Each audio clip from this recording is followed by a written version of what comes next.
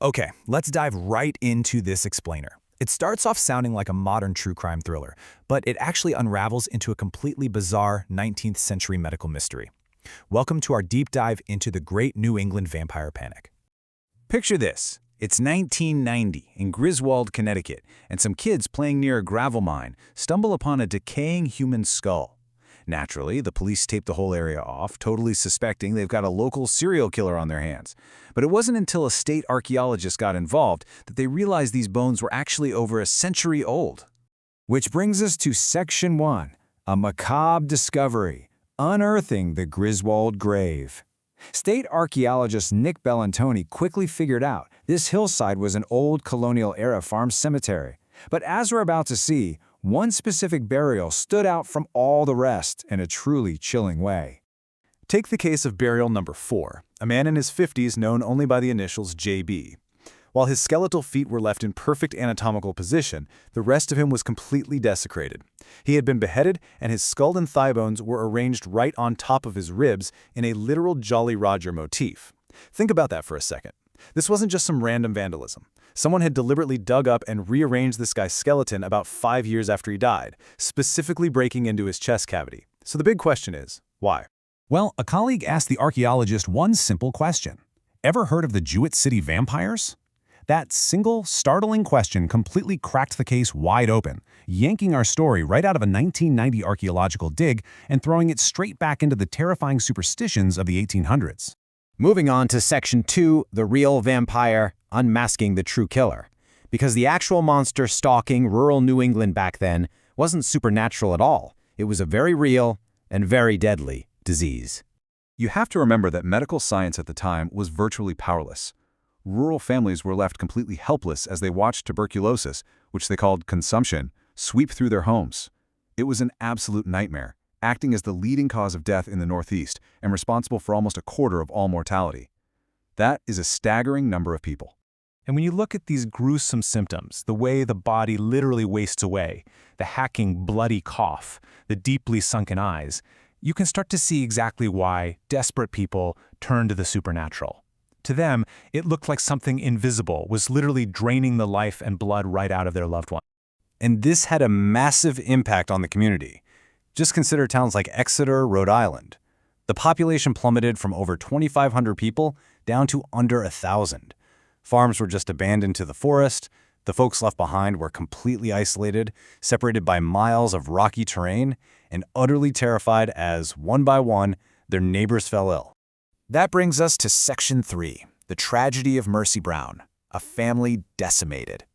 To truly grasp the emotional weight of this panic, we really need to look at the human toll, through the quintessential story of 19-year-old Mercy Brown, who her family called Lena.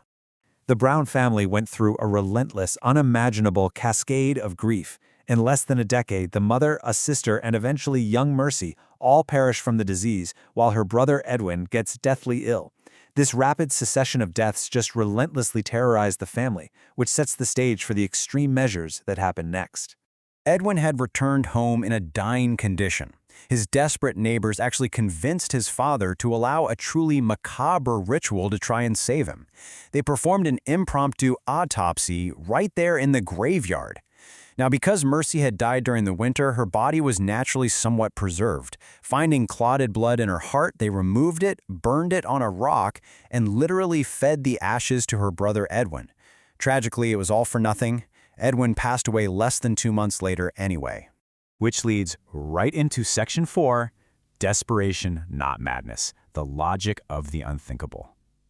You know, it's incredibly easy for us to sit back today and mock these 19th century farmers for believing in vampires, but we really need to reframe this narrative from spooky folklore to just tragic desperation.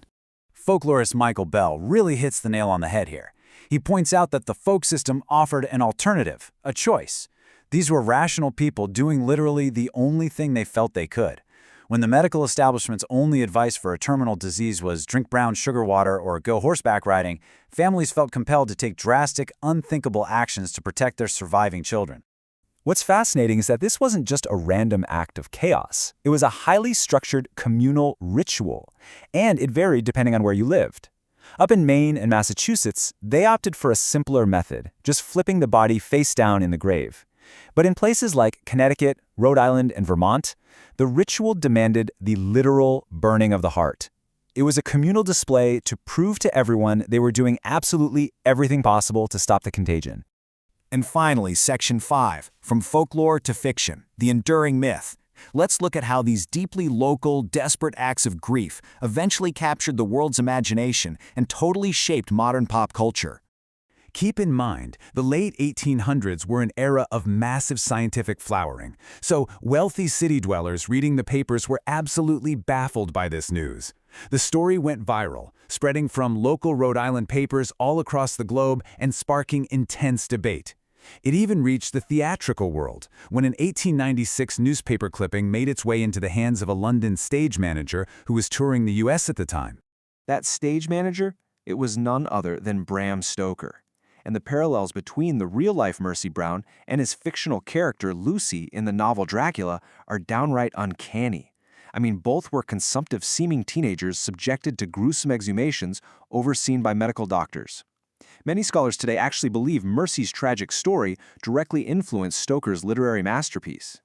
But before we let Hollywood take over the narrative completely, I want to bring us back to the real human being at the center of this story. Mercy was a farm girl. She stitched together a beautiful quilt using little scraps of fabric, perhaps saved from her deceased mother's dresses. Her descendants actually still have it today, perfectly preserved. But here is the kicker. The specific pattern she chose to sew is called the wandering foot, and it comes with its own haunting local superstition. Anybody who slept under the wandering foot quilt would be lost to her family, doomed to wander. Knowing the very real heartbreaking tragedy of Mercy Brown, a young woman doomed to wander as a legendary monster in our cultural memory, it leaves us with one final thought. When the desperate unknown terrifies us, who really creates the monsters?